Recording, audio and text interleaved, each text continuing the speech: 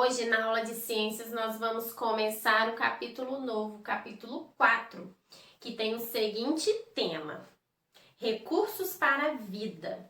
Mas a tia Andressa quer fazer um questionamento para vocês. O que é um ser vivo e o que é um ser não vivo? Como eu consigo diferenciar? Como eu consigo saber? Eu sei que isso aqui é um ser vivo. Mas isso não é. O ser vivo, assim como você, eu, nosso pé de feijão, a árvore que você senta debaixo dela para ficar na sombra, esconder do sol, eles respiram, comem, precisam de alimento para viver, não é isso? Você precisa de alimento para viver? Se você ficar sem água e sem comida, você vive? Não, então você é um ser vivo. As plantas precisam de alimento para sobreviver? Sim, precisam. Então, tudo aquilo, tia Andressa vai dar uma dica, tudo aquilo que precisa de se alimentar, às vezes, por exemplo, as plantas precisam da luz do sol para servir de alimento para elas. Nós precisamos de muitas coisas para nos alimentar. A água, né, para matar a nossa sede, o arroz com feijão, os legumes, tantas outras coisas que nós comemos para nutrir o nosso corpo. Então, tudo aquilo que serve de alimento, que todo ser vivo, ele precisa de comer, de alguma forma, né? Cada ser vivo de acordo com o seu grupo, né? Lembra que nós estudamos os 5 grupos de seres vivos? Então, agora, o que então é um ser não vivo? Pensa aí na sua cabecinha. Ser não vivo, que não come, não respira e não bebe água? O que pode ser? Tia Andressa vai dar um exemplo para você. Uma pedra, ela precisa respirar para viver? Ela precisa de alimento? A pedra se alimenta? Não. Então ela é um ser não vivo. Agora me diz uma coisa, o ar, ele é um ser vivo? O ar come? O ar bebe água? Não, ele é um ser não vivo. A terra come? A terra bebe água? Não, também é um ser não vivo. O sol é um ser vivo? A luz do sol é um ser vivo? Não. Então, nesse capítulo, nós vamos estudar isso. Olha os questionamentos. Tia Andressa já fez até alguns para vocês. Observe a imagem. Você vai observar aí na sua casa o seu livro, tá? Abre, deixa as 2 páginas abertas, o livro aberto, para você observar a abertura do seu capítulo e observar as imagens que tem aí. O que ela representa? Os ambientes são formados por seres vivos e por componentes não vivos. Quais são os componentes vivos e não vivos que podem ser observados nessa imagem? Tia Andressa já falou alguns. Quais relações os seres vivos de um ambiente estabelecem entre si e com componentes não vivos? Gente, às vezes o ser vivo, ele estabelece relações, ele precisa do ser não vivo. Por exemplo, uma árvore, para ela ficar de pé, ela precisa fixar a raiz dela onde? No solo, em um ser não vivo, um componente não vivo. Então, existe uma relação entre um ser vivo e um ser não vivo. Olha só, vamos continuar. Do que os seres vivos precisam para se manterem vivos? Acabamos de conversar sobre isso. Como os seres vivos obtêm os materiais e as condições necessárias à vida?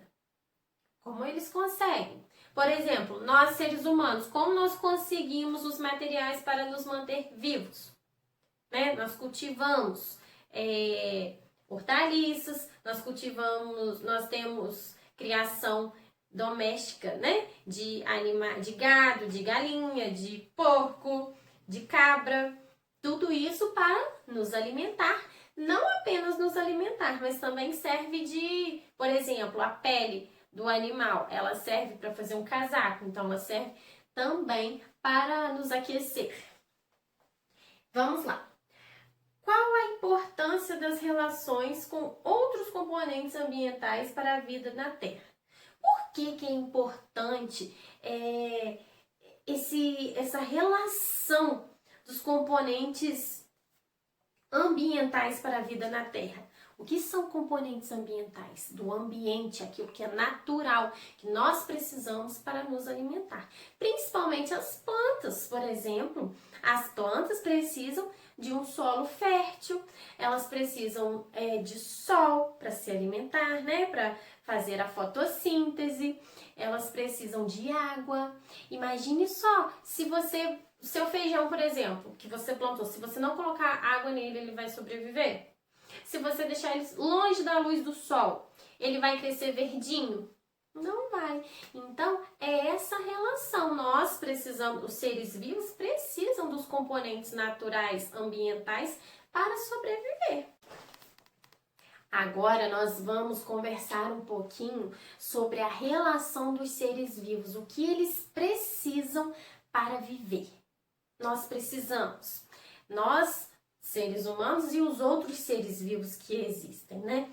Nós precisamos de alimento, água, luz, calor, ar, o solo, abrigo. Tudo isso nós precisamos, os seres vivos precisam para conseguir sobreviver. É isso mesmo. Agora a tia Andressa vai dar um exemplo para vocês que o nosso livro trouxe. A bromélia, por exemplo, é um tipo de planta. É uma planta parasita. Ela se fixa na árvore, né, nos troncos das árvores, para se proteger do vento forte, da chuva. E ali, quando chove, cai a aguinha dentro da bromélia, ela fica cheia de água. Aquela aguinha, ela fica se alimentando por vários dias. Se ficar sem chover, ela sobrevive, porque ela guarda a água ali e fica se alimentando. Então, a planta usa o outro ser vivo para conseguir sobreviver. Olha só, né? A bromélia utilizou o tronco da árvore. Agora, aí na sua casa tem cachorro? Aqui em casa tem, mas o meu cachorro não tem pulga não, tá, gente? Porque eu dou remédio caro eles para pulga. Você sabia que a pulga é um outro ser vivo que precisa de um ser vivo diferente para sobreviver? Como o cachorro? Mas o cachorro serve de quê? Pra quê pra pulga? É só pra pulga sugar o sangue dele e se alimentar? Não, além de alimento, a pulga consegue também no cachorro abrigo, porque ela se alimenta do sangue do cachorro e também mora ali no pelo dele, que é quentinho, ela fica ali. Depois que ela suga bastante o sangue dele, ela fica dormindo ali e forma aquela colônia, aquela família enorme, muito grande de pulgas no cachorro. A tia Andressa vai mostrar para vocês aqui a foto depois do cachorrinho coçando a cabeça. Agora a tia Andressa vai ler aqui 4 tópicos lá na página 98. Ó, uma lagarta se alimenta das folhas de uma planta. Uma lagarta é um ser vivo. A planta é um ser vivo? Também é. Então é um ser vivo que precisa do outro para viver. Um tubarão se alimenta de focas. O tubarão, se ele não comer focas, ele vai sobreviver no mar? Não, ele precisa se alimentar. Então ele come outro ser vivo. As cutias servem de alimento para as onças pintadas. Os ratos servem de alimento para os lobos guarás. Agora você, nós precisamos de outro ser vivo para nós vivermos? Sim, precisamos. Nós precisamos, por exemplo, da carne, de folhas, né, das hortaliças, de arroz, de feijão. Tudo isso é um ser vivo.